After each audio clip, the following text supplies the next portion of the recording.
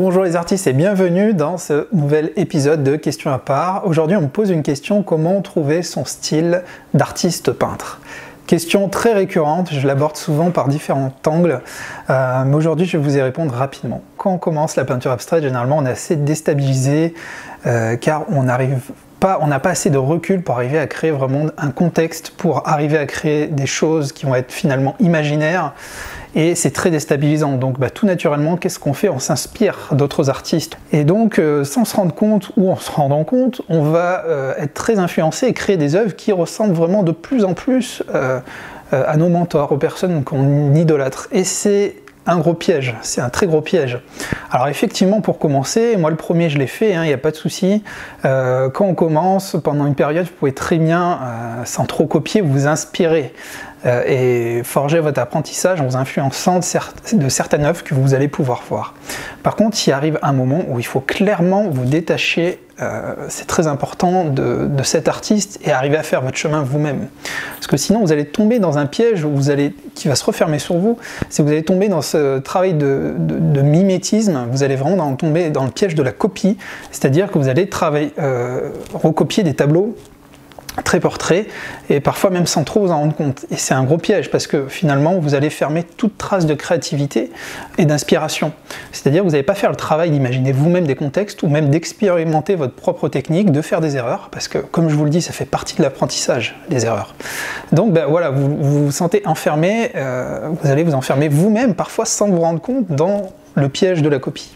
Alors, qu'est-ce qu'il faut faire? Il faut clairement, parfois, prendre vos pinceaux et expérimenter. Essayer des choses sans savoir forcément où vous allez. Et de cette façon-là, vous allez faire des erreurs. Et vous savez à quel point je juge les erreurs importantes. Les erreurs vont vous permettre, et je les appelle parfois les bonnes erreurs. Les erreurs vont vous permettre vraiment de comprendre comment fonctionne votre matériel, comment réagit la peinture acrylique ou la peinture à l'huile si vous faites de l'huile, et arriver à en tirer des conclusions. Vous allez faire aussi des petites expériences de mélange, de dilution avec des médiums, d'autres médiums, des mélanges avec du sable, rajouter de l'eau. Et toutes ces choses-là vont vraiment arriver déjà, vous, à forger votre apprentissage, mais aussi, clairement, à créer votre propre style. Parce que par les erreurs, vous allez vous-même chercher à corriger les choses, avancer, expérimenter, et donc vous allez forcément faire quelque chose de nouveau, vous allez faire votre truc à vous. Donc la meilleure des choses, c'est parfois de se détacher et d'arrêter de chercher l'inspiration dans des tableaux que vous allez voir sur internet, sur Pinterest ou je ne sais où. C'est un gros piège. Vous pouvez vous influencer pendant votre apprentissage, mais après je vous recommande vraiment de laisser ça derrière vous.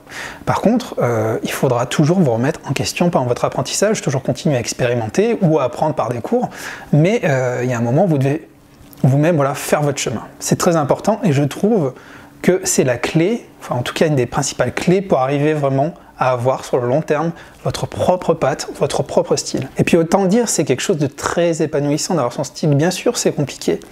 Si c'était trop facile, il n'y aurait aucun intérêt. Il n'y aurait aucun intérêt. Justement par le travail, par l'expérimentation, par le nombre de tableaux que vous allez faire, vous allez clairement trouver votre style.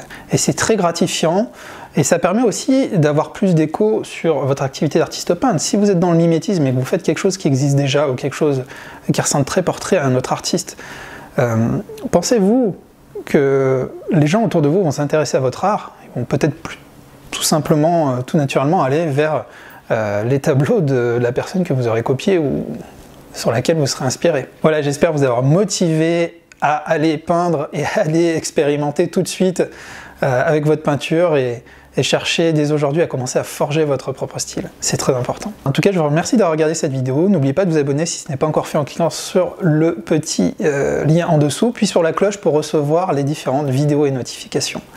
En tout cas, je vous remercie et je vous dis à très bientôt pour une nouvelle vidéo.